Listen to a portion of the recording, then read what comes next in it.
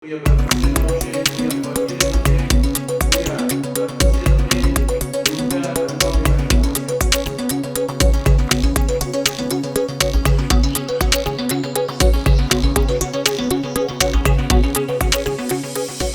دروش می خدا نیاسی اکمین به نمای ربازا بارزانیه مکتب رخصتنا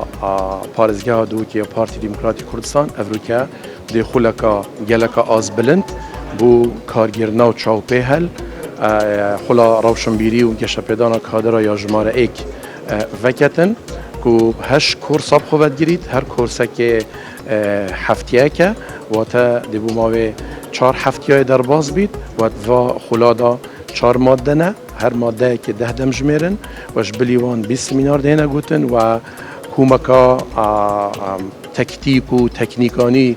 بوا کادر دیتا پیشکش کردم شوی که تیوری و عملی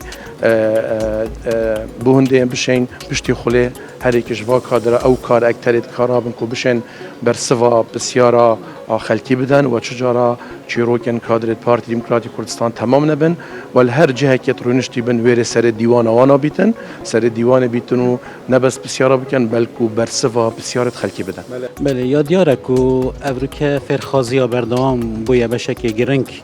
اش پیدا کردن روشنبیری وش پیدا کردن پیزانی سردمیانه لورا رکستنا پارتی دموکراتی کردستان فردید کو مفای ورگرتنش سرمایه ماموستای زانکا دهوکی و خلقی که دیدرجی لورا افریقا افخلهات یا وکرن جبهنده کو کادر پارتی دموکراتی کردستانی آگهدار بیت سر نیترین و پیشکفتی ترین و پیشهات اتنی اوت افریقا الساحه کردستانی و الساحه جهانی پیدا بن چشری سیاسی و بیتن یا شری جواکی و بیتن یا شری آبوری و بیتن او کادر یعنی کوتشی بیجی الجی خوشینات کاری دا به هک بن هندک خولت بگاندنه و توشی بیجی سر آست تزری و جواکی و دیروکی به هنده بابت بیت بحث بکرن و گنگش کردن گلوانا بیت چه کردن و نتیجه دا افکار خوب خو هر یک جه خو دور خو هک بیجن مفای گنی تا حوالت خوی دیت کادر و دوری دا تلاقه حکا فکری یعنی نابرا همی کوادر و ما مستادا چه ببد و بابت دا چه ببد کو نتیجه وی او بد یعنی تو شی بیجی همی لاد جه مفادار بنو و هکا بیجن سر دمینی و بایزانینت نی سر هر بابت کیجوان بابت